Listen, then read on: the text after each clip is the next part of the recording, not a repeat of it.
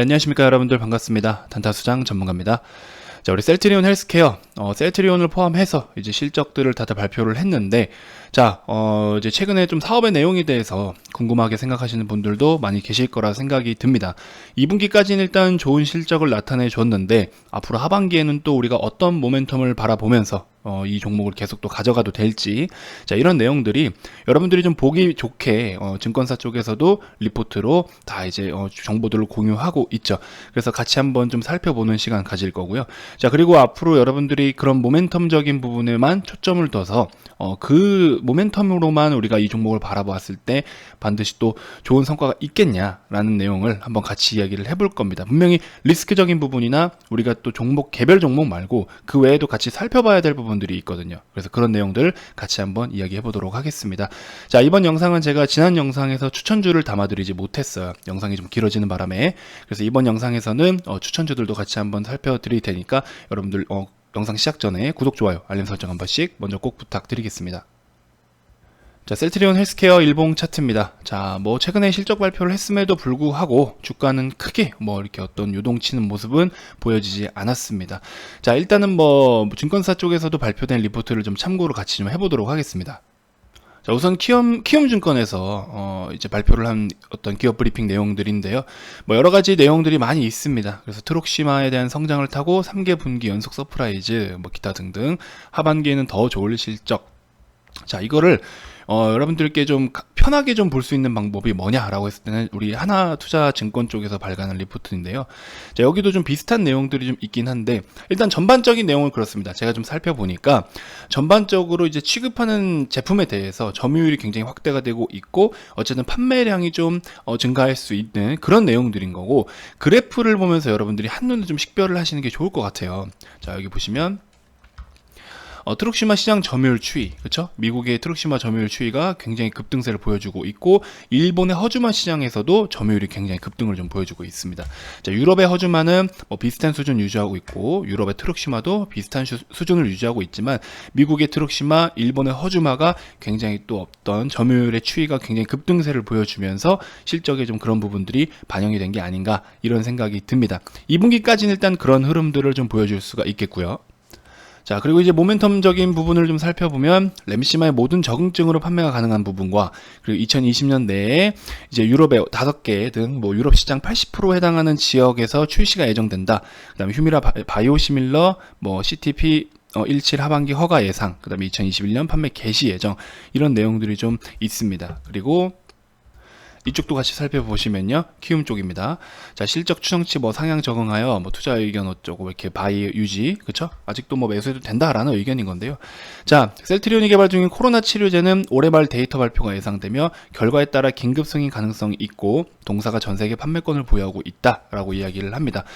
자, 일단은 뭐 셀트리온에서 개발 중인 치료제가, 코로나 치료제가 정말로 이런 지금 우리가 바라는 그림대로 간다라고 했을 때는요, 아무래도 지금 실적 대비해서 엄청난 또 뭐랄까요, 퍼포먼스가 이루어질 수가 있겠죠.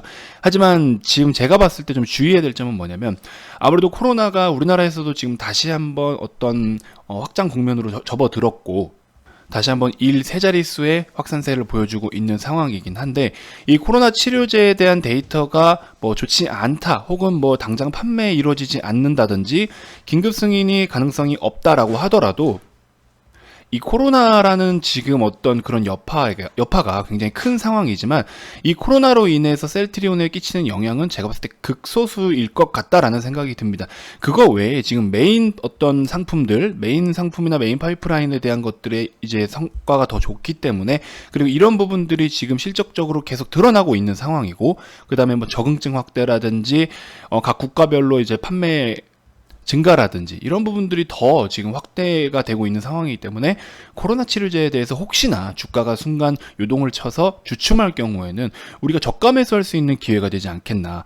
코로나 치료제가 제가 봤을 때는 이제 된다라고 했을 때는 오히려 매출에 플러스 알파가 될 수 있는 부분인 것이고, 그렇지 않는다라고 해도 주가에 영향을, 물론 단순 수급으로 인해서 영향을 끼칠 수는 있겠지만, 이게 당장 이런 셀트리온 삼형제 어떤 사업적인 부분에 큰 데미지가 있을 수 있는 상황은 아니라는 거죠. 물론 이 코로나 치료제에 대한 기대감 하나만으로, 요거 하나만으로 이 셀트리온 쪽으로 투자를 하고 계신 분들도 분명히 계실 겁니다. 자, 그런 분들에게는 어떤 실망 매물로서 이제 매도세가 나올 수가 있겠지만, 하지만 이제 기존의 셀트리온 자체 사업 자체를 바라보고 계신 투자자분들이라면 이건 오히려 저가 매수의 찬스가 될 수 있지 않겠냐 하는 생각을 좀 해봅니다. 일단은 지금 단기적인 관점에 있어서는 지금 코로나가 다시 한번 또 이제 확진자 수가 굉장히 또 가파르게 증가하고 있는 이 국면에서는 오히려 지금 한 번 더 반등을 보여줄 수 있겠죠. 코로나 치료제에 대한 기대감이 좀 반영이 된다라고 하면 어떤 단순 수급은 조금 있을 수는 있습니다. 하지만 우리가 지금 이 셀트리온 쪽을 바라보는 시선은 단순하게 코로나 쪽으로만 바라볼 게 아니라 기존의 그 사업 자체를 바라봐야 된다라는 거죠. 아마 한 80-90% 이상은 그렇게 바라보고 계실 거라 생각이 듭니다. 하지만 이제 그 소수의 인원께서, 소수의 투자자분들께서는 아무래도 그 코로나 치료제에다가 초점을 두고 이제 투자를 하신 분들이 분명히 계실 텐데, 그런 분들이라면 셀트리온을 기존의 사업 자체만으로 바라봐도 너무 좋다라는 부분을 좀 언급을 해드리고 싶습니다. 자, 어쨌든 뭐 시장의 어떤 컨센서스 기준으로 했을 때도 여기 보시면 뭐 2분기에는 이제 어느 정도 실적 지금 이제 윤곽이 드러났죠. 그다음에 이제 3분기, 4분기, 하반기에도 영업이익률이 굉장히 또 좋아질 것으로 기대는 하고 있는데, 이런 부분이 기대치에 대비해서 조금 더 미치냐 못 미치냐 그 일정 범위 내에서의 어떤 평가이지, 이 상승 증가세에 대해서는 제가 봤을 때는 아직까지 현재까지 나타나는 모습으로 봤을 땐 크게 문제는 없을 것 같다라는 겁니다. 자, 그럼 우리가 이 시점에서 바라볼 때 셀트리온을 어떻게 지금 뭐 당장 그럼 매수를 해도 되냐 마냐를 살펴볼 때는, 제가 봤을 때는 매수 의견도 저도 맞다라고 생각을 해요. 제가 이제 2분기에 대한 실적, 그러니까 2분기 분기 실적으로만 평가를 해서 어떤 적정 주가를 지난번에 계산을 해보니까 10만 1,600원 정도가 좀 산출이 됐었어요. 물론 미래 것을 제외하고, 앞으로 나가올 실적을 제외하고 2분기 컨센서스 대비해서 이제 좀 살펴봤을 때 10만 1,600원 정도가 나타났었는데, 자, 지금은 이제 하반기에 대한 실적이 좋아질 것으로 기대감을 선반영한다라고 했을 때는 우리가 지금은 그래도 아주 저렴한 단가이지 않겠냐라는 생각이 듭니다. 자, 그래서 일시적인 수급이나 시장의 영향으로 인해서 이렇게 10만 원 밑에까지 내려오는 이 시점에는 우리가 저가 매수할 수 있는 찬스가 됐겠죠. 물론 지나간 차트니까 말씀드리는 거 맞습니다. 그러면 지나간 차트에서 이런 저가 매수를 할 수 있다라는 용기가 필요하겠죠. 이런 거를 우리가 뒤돌아놓고 봤을 때 적정 주가라는 것을 우리가 알고 있다라고 했을 때는 이런 자리에서 다시 한번 추가 매수를 할 수가 있겠죠. 그러면 지금 상황에서 3, 4분기에 대한 어떤 그런 적정 주가라든지 3, 4분기에 대한 밸류에이션을 평가를 해보면 지금 이제 주가가 달려가다가 외부적인 영향으로 주춤을 할 수도 있어요. 아무리 좋은 기업도 시장이라든지 업종의 수급이라든지 이런 것들을 결국에 무시를 할 수가 없는 거죠. 주가는 결국에 기업이 좋다라고 해서 무조건 가는 건 아니잖아요.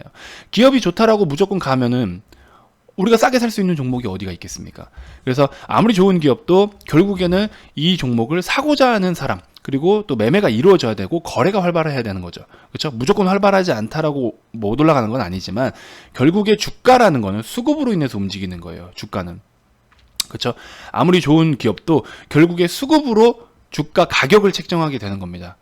누군가는 사고 팔고 그 매매 거래에 있어서 우리가 주가라는 게 결정이 되는 거잖아요. 그래서 정말 좋은 기업도 이런 식으로 수급이 반드시 필요로 하다라는 거. 그래서 좋은 기업인 걸 아냐 모르냐는 시장에서 뭐 투자자분들의 차이인 거고, 결국에 주가가 정해지는 거는 수급의 차이다. 자, 그렇게 놓고 봤을 때 사실 제가 이제 실적 발표 시즌에 이제 돌입을 하면서 실적 발표를 아직 하지 않은 기업 중에 이 종목은 기대치를 좀 못 미치더라도 굉장히 또 좋은 실적을 나타낸 종목인데 근데 왜 이렇게 지금 주목을 받지 못하나 하는 종목이 하나 있었습니다. 자, 그 종목을 제가 유튜브에서도 몇 번 언급을 좀 드렸어요. 근데 많은 분들이 관심을 좀 안 가지시는 것 같더라고요. 자, ICD라는 종목을요, 제가 13,300원대부터 최초 추천을 드렸어요. 왜?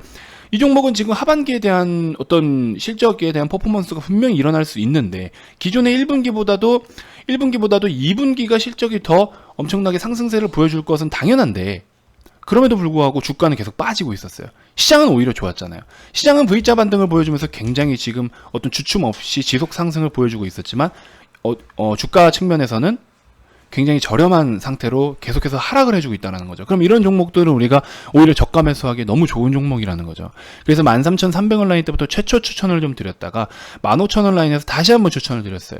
그러고 나서 마지막에 들어온 회원님들도 16,000원 이하에서는 괜찮다라고 말씀을 드렸는데 주가가 계속 빠지니까 많은 분들이 좀 힘들어 하실 수도 있는데, 이 종목 같은 경우에는 실적 발표가 우리가 어떤 모멘텀이었던 거죠. 당장의 단기적인 모멘텀은 2분기에 대한 실적 발표였다라는 거죠. 자, 실적을 한번 놓고 볼게요. 2분기 실적이 이제 발표가 돼서 아예 이제 넘어갔죠, 최종적으로. 자, 매출액 보세요. 자, 꾸준한 매출 성장을 보여주고 있는데 2분기에는 어때요? 엄청난 상승률을 좀 보여주죠. 자, 영업이익 같은 경우에도 84억 원에서 거의 2배 가까운 수치로 올라갑니다. 그렇죠. 그래서 영업이익률을 보시면 뭐 이런 식으로, 그렇죠, 굉장히 좋은 성장세를 보여주고 있는데, 주가는 상대적으로 굉장히 싸다. 그렇죠. 그래서 이런 부분들이 2분기에는 분명히 키 맞추기가 나타날 수밖에 없을 텐데 라는 생각으로 제가 ICD를 계속해서 추천을 드렸습니다. 자, 그래서 기다리던 실적 발표가 있고 8월 12일 날, 그렇죠, 12일까지 해서 최근 3거래에 이렇게 또 좋은 시세가 나타내 줬는데, 이제 마지막에 매수하신 분들은 수익폭이 좀 적을 수밖에 없겠죠. 그렇죠? 기존에 이제 밑에서부터 가져오신 분들은 수익폭이 클 수 있겠지만 가장 늦게 매수하신 분들은 수익폭이 그렇게 크진 않았을 거라 생각이 듭니다. 그래서 말씀드린 12일 날 ICD를 이런 식으로 우리가 늦게 들어가신 분들도 이렇게 수익을 챙겼습니다. 자, 7%밖에 안 되긴 해도 비중이 크죠. 비중이 좀 크신 분들도 많으세요. 이유는 아무래도 이 종목에 대해서 우리가 좀 거의 확실시 되는 그런 실적이 있잖아요. 잠정 실적도 발표한 상태여서 우리가 좀 확인할 수 있는 부분들이 있었고, 그래서 이제 ICD도 우리가 늦게 들어가신 분들도 이렇게 다 수익을 챙겼다라는 점 인지 한번 해주시면 좋을 것 같고요. 자, 어쨌든 이런 틀에 대해서 말씀을 좀 드리고 싶은 겁니다. 셀트리온 헬스케어도 마찬가지예요. 우리가 좀 이제 어떤 적정 주가 기준으로 산출을 해서 좀 어떤 사업의 내용에 당장 주춤하는 부분이 아니다, 실적이 거의 확실시에 가깝다라고 하는 모멘텀이 있다라고 했을 때는 그 적정 주가 대비해서 외부적인 영향으로 시장이 주춤했을 때, 종목이 주춤했을 때는 저가 매수할 수 있는 찬스지 않겠냐라는 생각이 듭니다. 자, 근데 일단 저 같은 경우에는 뭐 현대차 같은 경우도, 현대차도 추천을 많이 드렸었는데, 현대차는 최초에는 95,400원에 제가 추천을 한번 드렸었고요. 그 다음에 11만원 라인에서도 괜찮다라고 말씀을 드렸어요. 그래서 11만원 라인에서도 추천을 드렸다가 조금 이제 우리 횡보성을 가지고 나서부터는 다시 한번 어때요? 실적이 좀 윤곽이 드러나면서부터는 또 다시 한번 좋은 시세를 내줬죠. 그래서 실적 시즌에는 이런 식으로 매매를 해야 되는 거예요. 좋은 놈들, 실적이 좋은 놈들을 가지고 아직 지수 대비 못 간 거, 업종 대비 못 간 거, 선반영이 되지 않은 종목들, 그런 종목들을 우리가 편입을 하면 실적 발표가 우리한테는 가장 좋은 모멘텀이 되는 거죠. 가장 확실하고, 그렇죠? 그래서 이런 것들을 VIP회원님들은 포트에 잘 구성을 해서 이제 우리가 수익을 챙겼다라는 거죠. 그래서 실적 시즌에는 반드시 또 우리가 어떤 준비를 해야 될 건 해야 되는 거고, 그렇죠? 그런 것들이라는 겁니다. 자, 그래서 일단 뭐 현대차 같은 경우에도 장기적으로도 너무 좋은 녀석이다라고 계속해서 말씀을 드렸지만 2분기에 대한 실적에 대한 퍼포먼스를 저는 우선시했죠. 왜? 장기적인 관점도 좋은데요. 일단은 단기적인 퍼포먼스가 나온 거에 대해서는 수익을 좀 챙기자라는 겁니다. 왜냐면 2분기에는 완성차, 전 세계 완성차 업체 중에 테슬라와 현대차만 유일하게 2분기 흑자를 보인 기업입니다. 그렇죠? 2분기에 유일하게 흑자를 보인 게 테슬라와 현대차. 그래서 그런 퍼포먼스, 그다음에 앞으로 모멘텀도 너무나 좋고, 그래서 전반적인 실적이나 모멘텀이 다 괜찮은 기업이기 때문에 이거는 한번 빛을 발할 수 있다. 왜? 지수 대비해서 너무 못 갔으니까. 지수 대비 너무 못 갔으니까 이거는 실적에 대한 퍼포먼스가 충분히 가능할 것이다. 뭐 몇 퍼센트가 갈 거야, 이거는 사실 예측하기 힘들죠.